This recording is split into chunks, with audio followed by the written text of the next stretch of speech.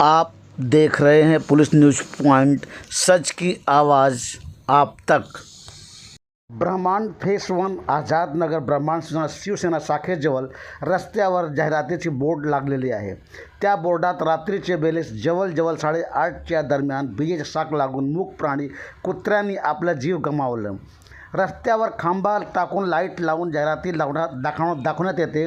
त्या लाईटीमुळे शिवसेना शाखेजवळ त्या लाईटीचे खांबेला चिटकून विजेची शाख लागल्यामुळे मूक प्राणी कुत्र्याला आपला जीव गमवावे लागले। त्या मूक प्राण्याला त्या विजेची शाख लागून चिटकल्यामुळे तिथे असलेल्या नागरिकांना मूक प्राण्याला वाचवण्यात यश आले नाही। त्यानंतर जाहिराती संबंधित कंत्राटदार ढोले यांना शिवसेना शाखा प्रमुख महेंद्र मडवी यांनी फोन करून त्या घटनासंबंधित माहिती दिली। त्यानंतर कंत्राटदार ढोले यांनी त्या खांबाच्या वीज कट करण्याकरिता माणसाला पाठवले आणि त्या कंत्राटदाराच्या कर्मचाऱ्यांनी जाहिराती लावण्यात आलेल्या खांब्याचे वीज खंडित केले। वीज खंडित केल्याच्या आधी खांब्याला विजेची शाख लागत होता आणि त्या ठिकाणी जेव्हा वीज खंडित करण्यात आली तेव्हा चेक केले तर खांब्याला शाख लागत नव्हते, असे त्या ठिकाणी जमलेल्या नागरिकांचे म्हणणे आहे। कंत्राटदार ढोले यांनी दुसऱ्या दिवशी पोलीस न्यूज पॉईंटचे ब्युरो चीफ RJ शर्मा यांनी भ्रमण दूरध्वनीवर विचारपूस केली तर त्यांनी सांगितले की आमची जाहिरात लावण्यात आलेली बोर्डच्या खांब्यावर वीज उतरला नव्हता, पण त्या ठिकाणी प्रत्यक्षदर्शी मी सांगितलं की या विजेच्या खांब्यामुळे मूक प्राणी कुत्र्यांनी आपला जीव गमावला। कंत्राटदार ढोले यांचे सांगणे खरे आहे की त्या ठिकाणी प्रत्यक्षदर्शी यांनी सांगितलं ते खरे आहे। या ठिकाणी प्रश्न निर्माण होतो की जेव्हा महेंद्र मडवी शिवसेना शाखा प्रमुखांनी फोन केला आणि त्यानंतर माणूस आला आणि लाईट कट केली, त्या ठिकाणी जमलेल्या नागरिकांमध्ये संभ्रम निर्माण होते की जाहिराती फलकमध्ये विजेची जर शाख लागत नव्हता तेव्हा लाईट का कट केली, हा विचार करण्याची गोष्टी आहे। हा रहदारी रस्ता आहे। आज मूक प्राण्याचे जीव गेले, कदाचित या रहदारी रस्त्यावर माणसांचे जीव गमावले असतात तर या घटनेची जबाबदारी कोणाची होती, पण या मूक प्राण्याचा जीव गेला, या घटनेचा जबाबदार कोण? कंत्राटदार किंवा ठाणे महानगरपालिका?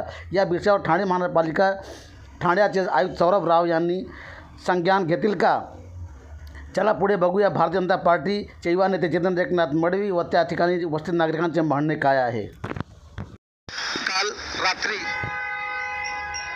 लगभग संध्याकाळी 8:30 वाजता एक टाईमचे बोर्ड लागलेले आहे जे समोर आपल्याला दिसत आहेत। त्याच्या खाली एक कुत्र्याला इलेक्ट्रिक शॉक लागला, त्यामुळे त्यांनी मरण पावलं।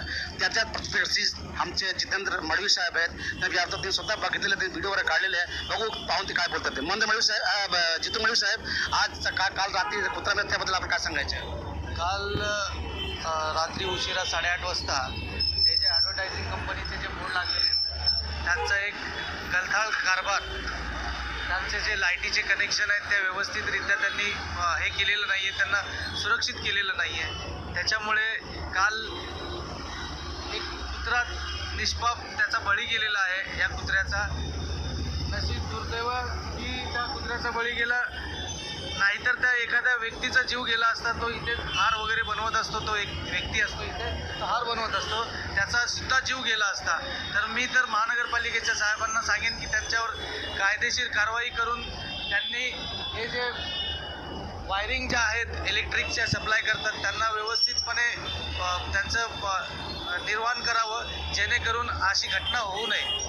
एवढंच मी महानगरपालिकेच्या, नाहीतर अन्यथा आम्ही हे सगळे बोर्ड इथून उकडून फेकून देऊ की जेणेकरून निष्पाप प्राण्यांचा जीव जातोय, एखाद वेळी एखाद्या मनुष्याचा जीव जाईल। त्याच्यानंतर कारवाई तुम्ही करणार असाल तर मग त्याच्यापेक्षा अगोदरच आम्ही आमच्या ह्याच्यानी कायदा हातात घेऊन आम्ही हे कारवाई करतो। हे जाहिराती बोर्ड लागत आहे, माहिती आपल्याला नाही, माहिती नाही आहे। हे कारवाई हे जे बोर्ड आहे ते काय एजन्सी आहे, जी ॲडव्हर्टायझिंग एजन्सी आहे त्यांनी केलेले हे सगळं आहे। त्याच्यात त्यांनी जेव्हा पैसे घेताना ते व्यवस्थित पैसे घेतात, पण त्यांचा ते ॲडव्हर्टायझिंग बोर्डसाठी जे लाईटीचं कनेक्शन दिलेलं आहे तो व्यवस्थितरित्या त्यांनी केलेलं आहे की नाही याची त्यांनी दखल घ्यायला पाहिजे, ही माझी त्यांना एक आव्हान आहे।